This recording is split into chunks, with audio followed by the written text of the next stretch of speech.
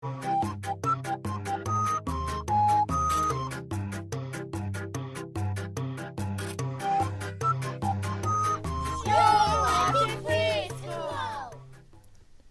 of the most powerful civilizations in the history of the world, ancient Egypt reigned supreme for more than 3,000 years. Settled around the Nile River in northeast Africa, the ancient Egyptians created huge pyramids, beautiful statues, detailed artwork, and a complex system of hieroglyphic writing. During their long history, they made advances in agriculture, architecture, and astronomy.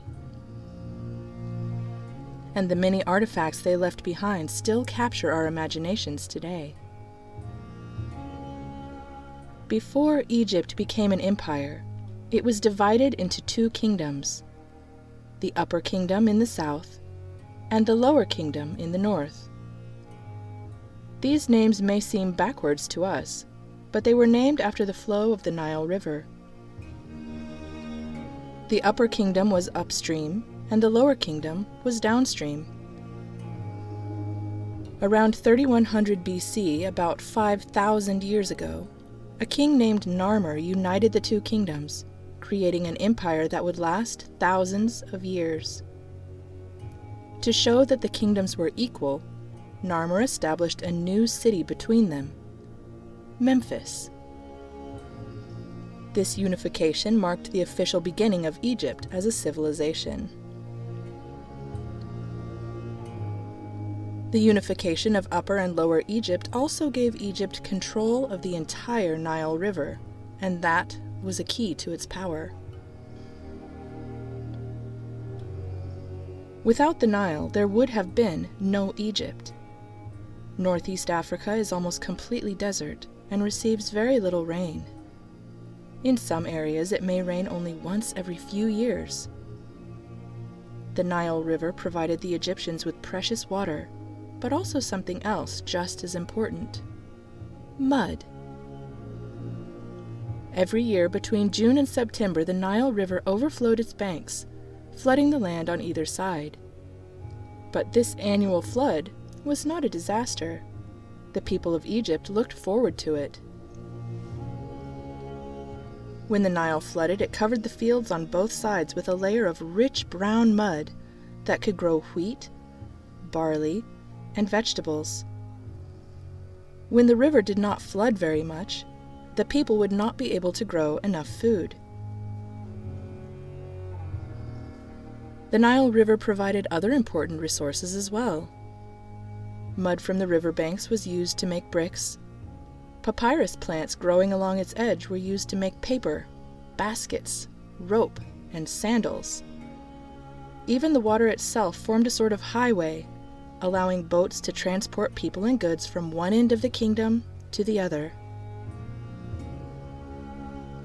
Because of the Nile, the Egyptians became shipbuilders. Their earliest ships were skiffs, made of bundles of papyrus reeds tied together. Air trapped in the hollow reeds helped these skiffs to float. The Egyptians would use long poles to push these early boats across the river. Later ships were made of wooden planks, with reeds stuffed into the cracks. At first they rowed, but later developed sails to allow the wind to blow their ships up and down the river. With these ships, the ancient Egyptians were able to trade with other countries around the Mediterranean Sea. They also became explorers, traveling as far as the east coast of Africa and crossing the Indian Ocean. The Nile River was so important to the people of ancient Egypt that their calendar was based on it. They divided the year into 3 seasons: inundation, when the Nile would flood; growing, when it was time to plant crops; and harvest. When things went wrong, such as the Nile floodwaters not rising high enough, the Egyptians thought it was because the gods were displeased. The people would perform rituals and make offerings to try and persuade the gods to put things back the way they should be. The ancient Egyptians had a god for almost everything, as many as 2,000 of them. There was a god of the underworld, of the sun, of the sky, of deserts, and of course, a god of the Nile River. The Egyptian gods could take many forms, often animals, and were sometimes depicted as a person with an animal's head. One of the most important of their gods was Osiris, god of the underworld. In Egyptian mythology, Osiris was a king, ruling as lord of the earth with Isis, the mother goddess, as his queen. His brother, Set, became jealous of Osiris and came up with a plan to kill him. Set had a beautiful coffin made that was just the right size for Osiris, and then threw a big party. He told his guests that whoever fit the coffin best would get it as a gift. When Osiris laid in the box, Set closed the lid, fastened it, and threw it in the Nile. Osiris died, but eventually Isis found his body. She was about to use a magic potion to resurrect him when Set cut the body into pieces and scattered them around Egypt. With the help of her sister, Isis found all of the body parts but one and put Osiris back together. Because a piece was missing, Osiris could not be brought back to life. Instead, he went to the afterlife and became Lord of the Dead. Horus, the son of Isis and Osiris, became the next king.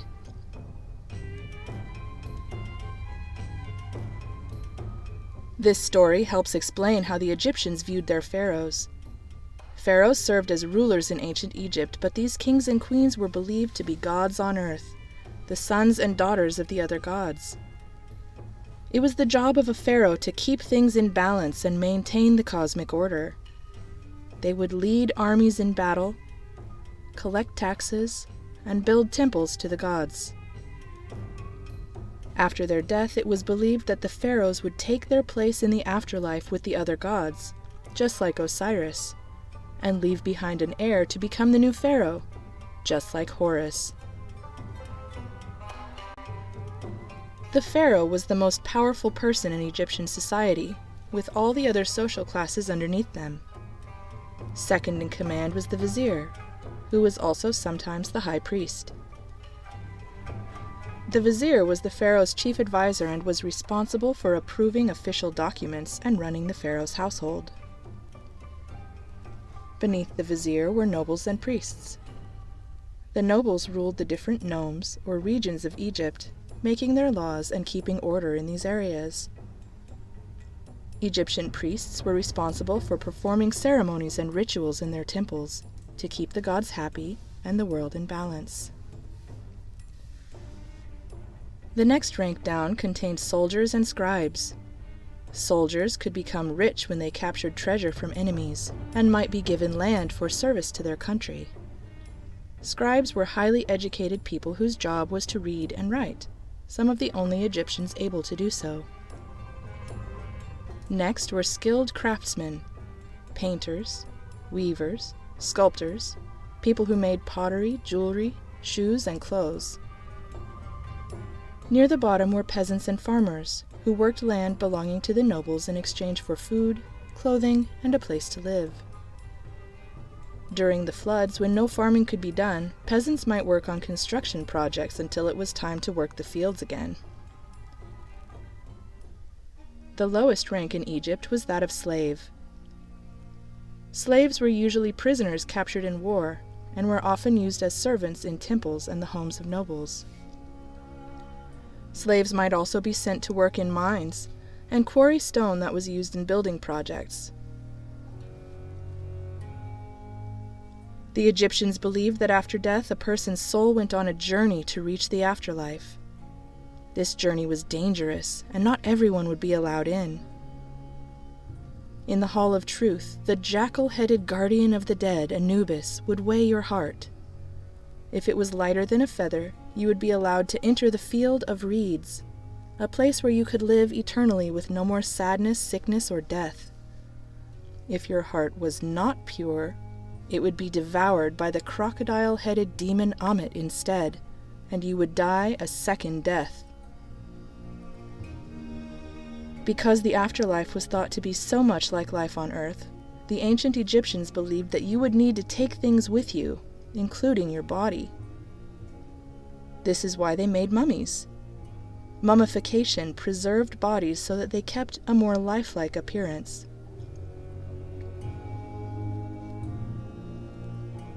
The process of mummification took up to 70 days.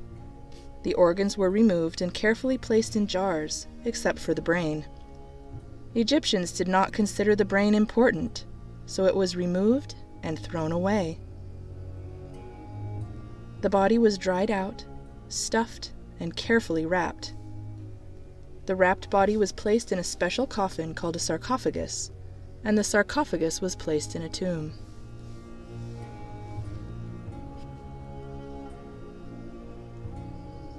Many items were placed into the tombs along with the mummies to help them in the afterlife. Poor Egyptians were buried with small things like bowls, combs, and food. Wealthy Egyptians might be buried with jewelry and furniture. The pharaohs were buried in huge, elaborate tombs with many treasures, sometimes including statues that were meant to be their servants in the afterlife. The pyramids are examples of tombs that were built for pharaohs to be buried in. There are rooms inside of them where the pharaohs' bodies would be placed, along with any treasures or items that the pharaohs wanted to take with them to the afterlife. Unfortunately, the treasures of most pyramids were stolen long ago, leaving the pyramids empty. About 2,000 years ago, Egypt was conquered by the Romans, bringing its reign of power to an end.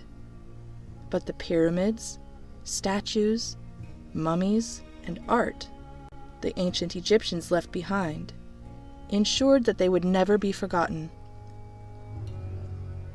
One reason we know so much about Egyptian history is that they wrote it down.